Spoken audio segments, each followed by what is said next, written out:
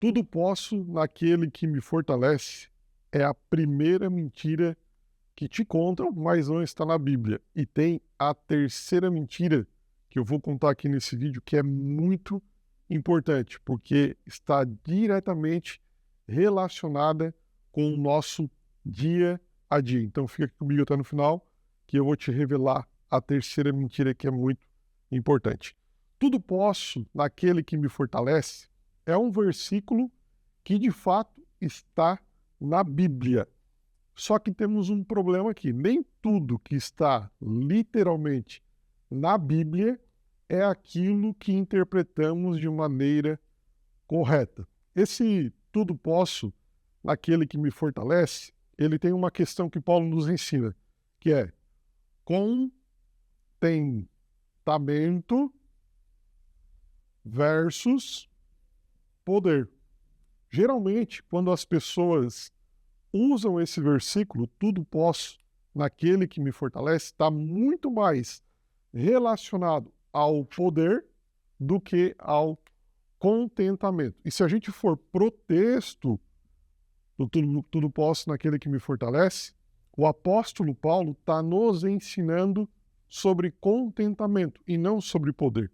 Geralmente, esse versículo ele está estampado nos carros, está tatuado nos corpos, está nas camisetas, estampado nas camisetas, mas de uma maneira equivocada. A gente liga ele a esse poder que eu acabei de mencionar. A gente pega esse versículo e usa ele como se fosse uma porção mágica, um ritual diante de Deus para ele me dar força, para ele me dar poder e eu assim conseguir realizar o que eu quero nessa terra. Está lá, Filipenses 4,13. Tudo posso naquele que me fortalece.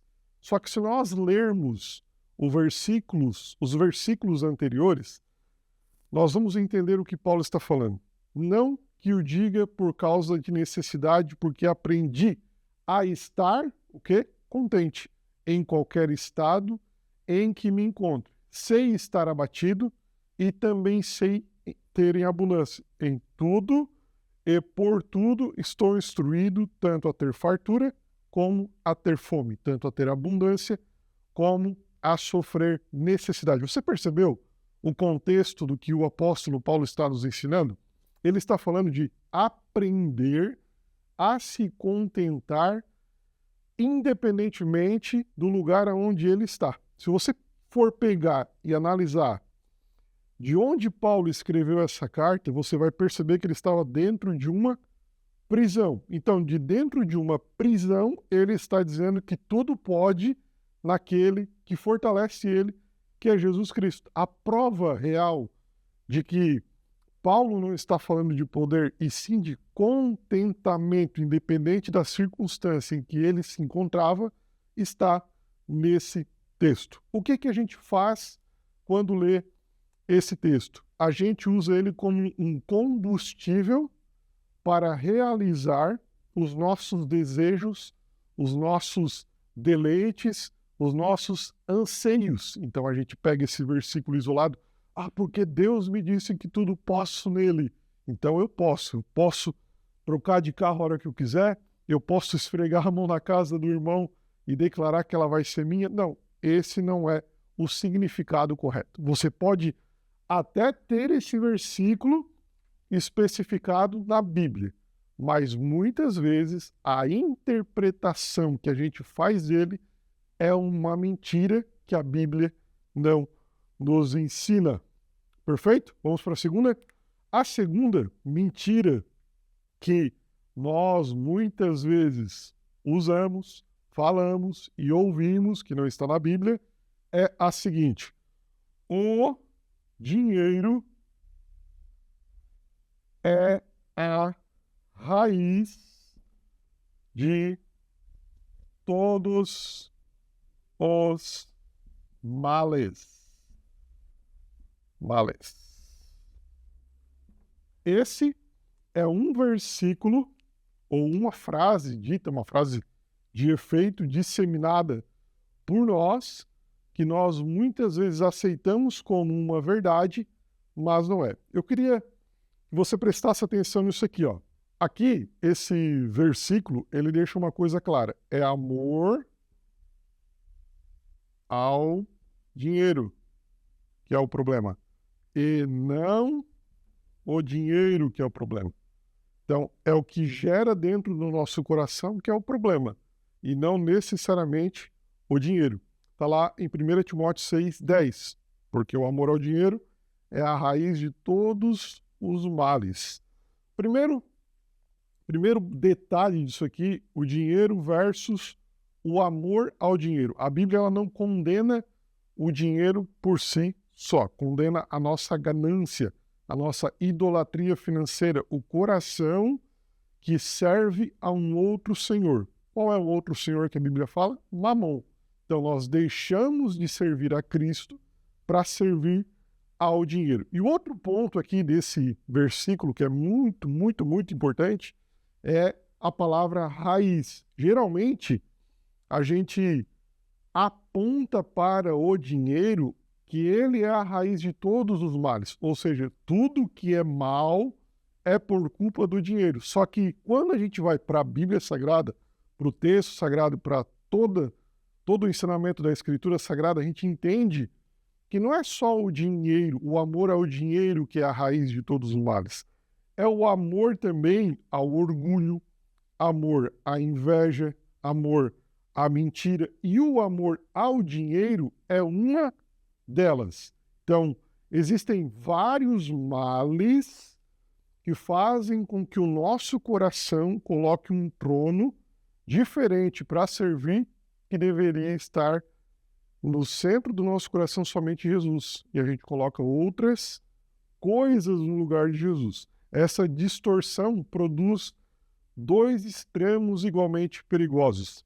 A teologia da pobreza, que o dinheiro é do diabo, e a teologia da prosperidade, dizendo que o evangelho, que a Bíblia, serve apenas para nos trazer essa satisfação terrena de riquezas, de bonanças e de uma vida sem sofrimento e sem pobreza. Então, essa é uma segunda mentira que a gente acaba adotando nas nossas vidas que não tem uma base bíblica coerente. E a terceira mentira que eu falei que ia mencionar aqui para vocês e que nós praticamos ela no nosso dia a dia é essa. Mas antes de falar dela, eu quero me apresentar. Sou o Prof.